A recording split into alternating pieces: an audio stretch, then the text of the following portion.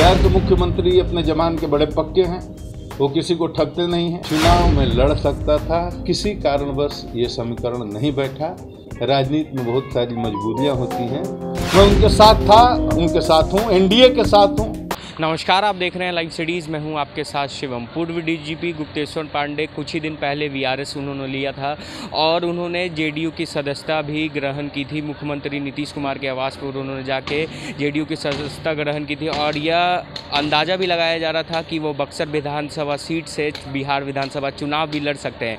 पर आपको बताते चले कि बक्सर की जो सीट है वो बीजेपी के खाते में चली गई। उसके बाद आज जब हमने पूर्व डीजीपी गुप्तेश्वर पांडे से बात की तो उनका साफ तौर पे कहना है कि समीकरण नहीं बन पाने के कारण मैं इस बार चुनाव नहीं लड़ रहा हूं। और साथ ही साथ जब हमने उनसे यह पूछा कि नीतीश कुमार ने आपको ठगा है या नहीं, तो उन्होंने साफ तौर पे कहा नीतीश कुमार जो बोलते हैं वो करते हैं। अब देखने वाली बात होगी कि जिस तरह से डीजीपी ने इस बार साफ तौर पे कह दिया है कि इस बार वो बिहार विधानसभा चुनाव नहीं लड़ेंगे और उनका क्या कुछ कहना है, पहले आप वो सुने।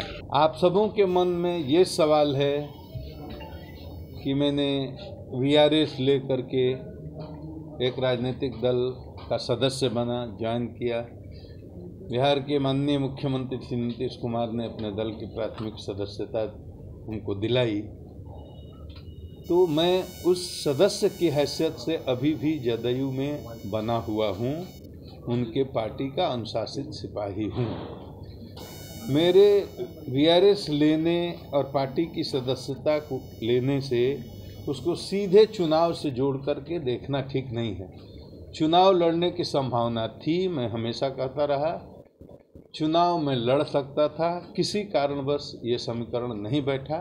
राजनीति में बहुत सारी मजबूरियां होती हैं, तो मैं इस बार विधानसभा का चुनाव नहीं लड़ रहा हूं।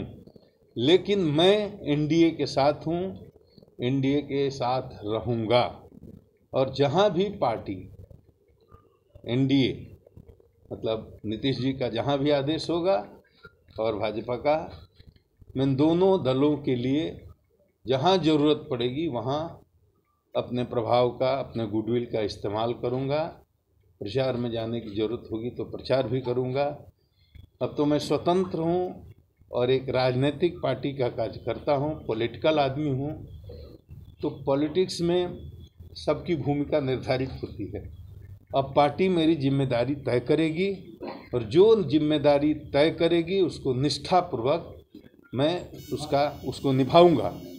जहाँ तक मेरे बारे में आपकी जिज्ञासा होगी तो मेरे बारे में एनडीए के लोग सोचेंगे कि क्या करना है, मुझे अपने बारे में कुछ नहीं सोचना है। बिहार के मुख्यमंत्री अपने जमान के बड़े पक्के हैं, वो किसी को ठगते नहीं हैं। अब आपको मैं क्यों बताऊं कि उनके हमारे बीच में क्या बात हुई है? ये तो हम लोगों का निजी मामला है ना। लेकिन आपका बोलते चुनाव लड़ेंगे, तभी मैंने कहा था, मैं अभी भी कह रहा हूँ कि राजनीति में मैं आया था इसलिए कि चुनाव लड़ूंगा। मैंने हमेशा कहा चुनाव लड़ने की प्रबल संभावना है। लेकिन दूसरी जो बात कही वो आपने नहीं सुनी, पहली बात पकड़ ली। मैंने भी कहा कि राजनीति के समीकरण ऐसा होते हैं कि कभी कभी आप जिस तरह से चाहते हैं उस तरह से चीज़ें मूव नहीं करती हैं, उसमें हेर फेर हो जाता है। तो ये बात समझने की है।